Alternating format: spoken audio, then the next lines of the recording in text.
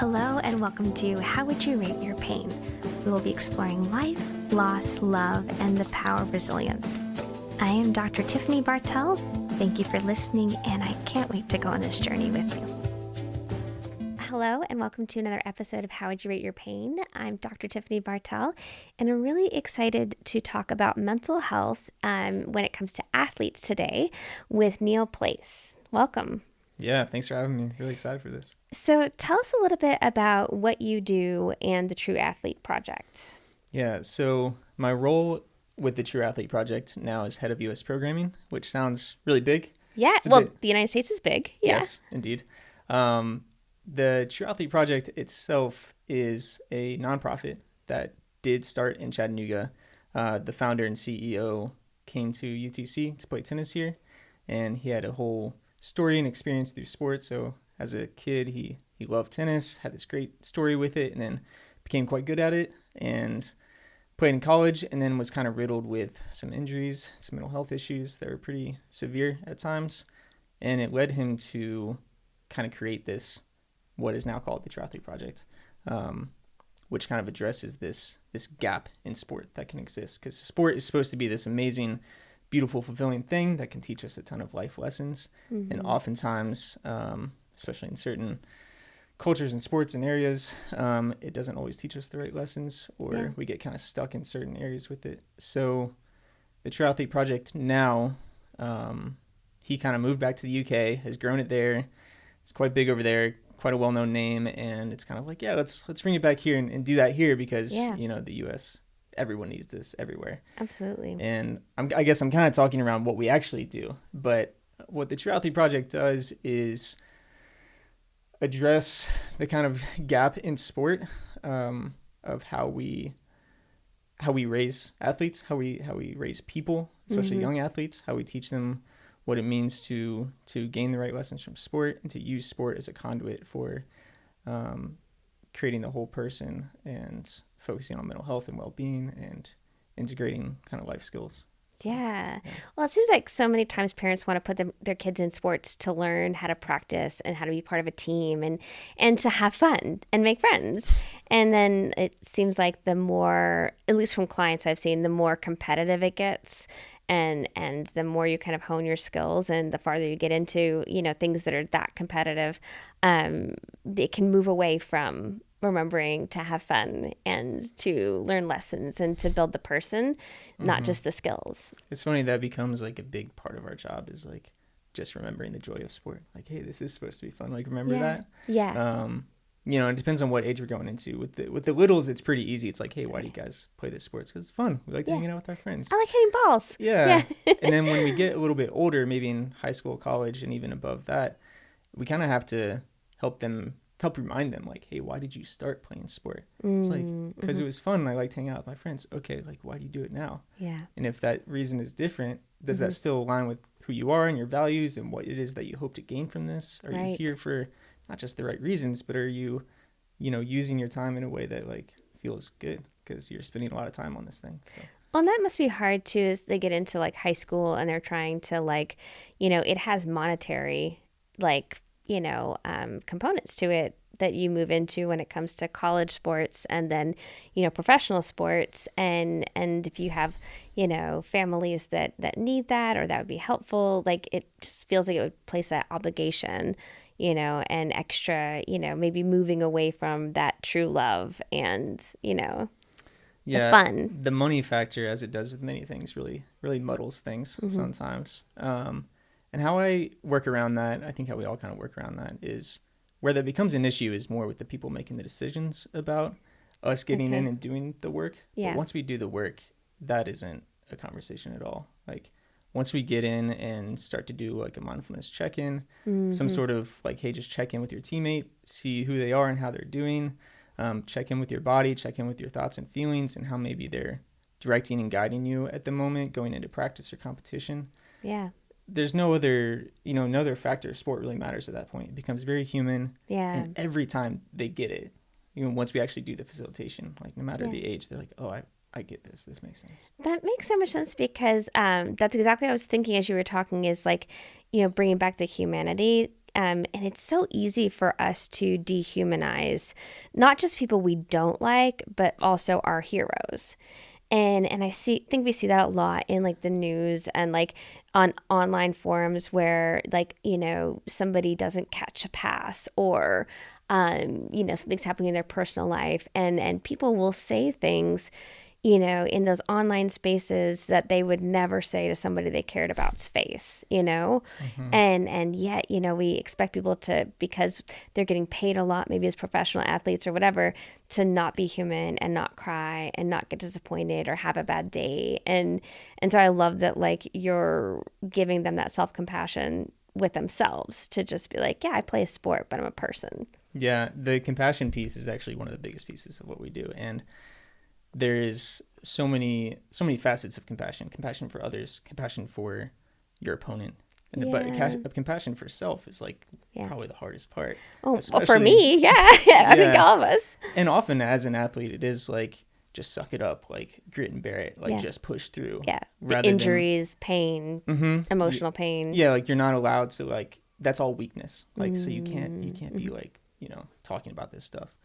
And what's nice, I think, there's social media is a whole thing, but what's nice about it is some of these professional athletes are getting a platform to speak to this side of things. And that kind of empowers a lot of youth, a lot of athletes to recognize that, like, there is more to sport than just the accolades, just the medals. And yeah, it's really nice that we can actually hear that this is reality and then, do something about it. That's the second hardest part, is that, it's nice that we're getting to hear more of it. It's hard to say whether it's because it's more common or just because we have more of a platform to do it. But then it's okay. Like, now we all kind of like hear that and we get it and we get that there's an importance to it. Now we have to actually do it. And that can be a hard part. If you're listening to How Would You Rate Your Pain, you're probably a person who understands the power of talking through the issues that we're going through. I'm really excited to let you know about BetterHelp, an online therapy platform. I'm not one of their therapists, but very thankful they sponsor this show. Wherever you are, BetterHelp will match you with a licensed therapist who can listen and help you through whatever you're going through. It's flexible and entirely online. Listeners of the show can get started with 10% off the first month by clicking the link in the show notes or by going to betterhelp.com/Tiffany Bartell. Yeah, well, and it's hard to I know as a therapist, when I've worked with like adolescents, it's hard to be working on something and making progress when the environment isn't supporting the progress and giving the same messages. And I think, if you think about like movies and TV shows that have had athletes, there's always that phrase, get your head in the game, get your head in the game. And I think, I remember Tom Brady came out, it was many years ago, and said that he was working with a psychologist to help him because that was the part where he wanted to be strong too. And as a therapist, I was like, what? Like, you have no idea like how much permission that gives people to say like, I'm going to be anxious or I'm going to be sad sometimes or whatever. And my brain is just another part of my body. So it all works together. And I think bringing the mindfulness and compassion into it means that we're not trying to muscle under our mind to make our body do what we want it to do or what other people's expectations are. But it's like, well, I want my mind to feel good, just like I want my body to feel strong. And because I'm worth it, I deserve to live at ease. Mm-hmm. Yeah, it's such a hard thing to tell an athlete who's just been told like or yelled at like, focus, relax. Like, you're being yelled at to relax. It's like, I don't know what that means. A little counterintuitive. Yeah. But yeah, to be giving, I think it actually speaks more volumes. Like we were talking earlier, me and you, just about how helpful it is to kind of see the data behind some things, about, like proving how valuable and important this is and impactful, and how necessary. But we really latch on when there are professional athletes who speak to it, who really like show that like, hey, like I'm performing at the highest level possible. Yeah. And there's still a part of me that like doesn't feel complete or it could be better. Yeah. And there's this whole mental training paradigm in sport where for, the longest time, everyone gets that like, the mental side of sport is important. There are plenty of quotes where it's just like, that's, the 110% or something. And yet we don't often intentionally spend time on that because it's hard. You can't, it's hard to measure. It's hard to see it in action. We have all this anecdotal evidence in these stories, and that's what we latch on to. But really what I in the True Athlete Project try to do is give the how on that. The practical steps, because it can be very vague of just like, I don't know, be nice to yourself, or be less anxious, or that relax, you know, or calm down. Matters. What does that look like? Yeah. And how do I do it? And then, you know, making sure that it's a movement, not just a one-on-one thing, so that they're getting that positive, you know, reinforcement around them, and they don't feel like they're gonna struggle. I remember I was teaching a class for a friend. It was an undergrad psychology class, and we were talking about this idea of like self-compassion. And I asked them, I said, how many of you feel like if you were kind to yourself when you're struggling, you know, how many of you feel like it would actually make you perform poorer in school? And almost everybody raised their hands. Like, we have this like idea that like, if I was nice to myself, then I would be lazy and I would just stop doing things. When really we know that that's the opposite of what's true. One of my favorite mindfulness gurus, Christopher Germer, has a saying. He says, we don't practice mindfulness to stop or prevent suffering. We practice it because we're suffering. And, you know, the human experience is so varied and difficult. And then you add on to it performing at really high levels in any area of life. And that effort recovery model, you know, we have to, if we're putting out more effort, we have to have more resources and more kindness and more rest and recovery. But we don't really live like that in America. Yeah. The mindfulness in sport feels very obvious. Yeah. But I think it has kind of become this buzzword along with mental health at times, where when people hear it, they're like, oh, you're just here to talk about like that, you know, woo-woo stuff again. Right. Be nice to yourself. So we try to make it as real as possible. And oftentimes I even avoid the word mental health or mindfulness and really just not make them, but get them to a place where they feel it. Right. And with sport, it becomes blindingly obvious. You need to have some focus, some clarity, awareness of your surroundings to be able to like perform at your best, to understand what's happening, to be able to have enough clarity of mind to make the decisions that you need to make, that you know you need to make, and not be, you know, lost in the distractions or the things that are out of your control. And that's where mindfulness comes to play. And it doesn't have to be, you know, this informal practices. The informal practices become very simple. It's like, hey, just take a couple deep breaths here. Just take some time to recognize and name what's happening in your mind right now. You don't have to be comfortable with it, but it is telling you something that maybe you can react to, and that's where your power lies. I love that. Yeah, so you're almost making it just like another skill that helps them to excel, not just in the thing they're doing, but as people. Because I mean, I think all of us benefit in our relationships, in whatever job we're in, from taking a beat and like slowing things down and checking in and being like, okay, what part of me is reacting to what's taking place? And is that the part that needs to be active right now? Because our brains are so good at telling us we're in danger, but it, you know, the danger can be subjective. Yeah, exactly. Such a good way to put it. It's the point, right? Is that like you want to work with your brain and have a chance to like fact check, you know, is the information I'm being given in this moment actionable, or like, you know, just kind of a blip. You know? And it becomes like, this is what we're talking about with how sports can teach us the life lessons. Is this often becomes the hook in sport, where it's like, this is how we're talking about it in this way because of you as a performer and an athlete, and this is how it will translate into your performance and your interaction with others. But by giving you these kind of skills that, you know, in sport there are so many opportunities. Like anger is a big one. Everyone has a story of it. They know when that has happened for them. They have the example they can pull up. If they're able to recognize in their body that is coming up, because they have some awareness of like, when I get angry, my body does this, or this is what thought turns up, or this is kind of how my cue. These are the cues that I'm recognizing. Then of course that's going to translate in every other facet of life, right? Oh, I'm with my partner now, and we're getting into a discussion that's turning into an argument. I start to feel this in my body again. That's telling me something. And now I maybe have a couple of skills that help me get that clarity and control back, and then operate in a way that I would like to.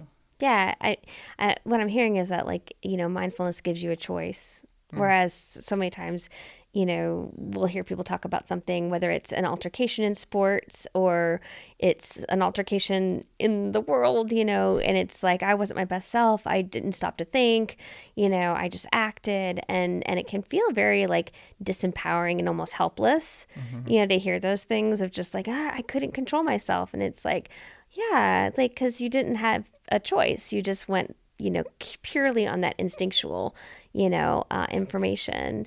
So I'm really curious, what got you into like being so passionate about mental health and athleticism? Yeah, it's a question I've asked myself, actually, because I've just kind of like fallen into this over the years. Yeah. I wasn't necessarily raised as an athlete as a kid. And that's not to say that I didn't have opportunities for lots of other things. Yeah. Like, I chose a lot of other things and, music and education and stuff that like kept my interest for sure. But I wasn't pushed into athletics by my parents. And then I found that in college, I started playing ultimate frisbee. And I was like, man, I'm actually pretty good at this. And I'm like, really fast. I can jump pretty high. Like, I might actually be an athlete. I didn't even call myself an athlete until after college. And because I just didn't see myself that way. But I think I was lucky. Ultimate Frisbee has a great culture in general that really helped me kind of integrate into the sports world in a pretty healthy way. So that's where I've done a lot of my learning. I coached Ultimate Frisbee for maybe 12 years in different places. Yeah. So I learned a lot about how to coach and how to raise individuals and get teams to work together. And all of that has translated into other facets of life. And through that time, I was coaching at UTC. I listened to a podcast where a sports psychologist was on. I was like, what is this? I've never heard of sports psychology before. Yeah. And I was well into my coaching career at this point. But I was like, this is what I do. Like, this is what I love. This whole mental side of sport and like looking at the whole person.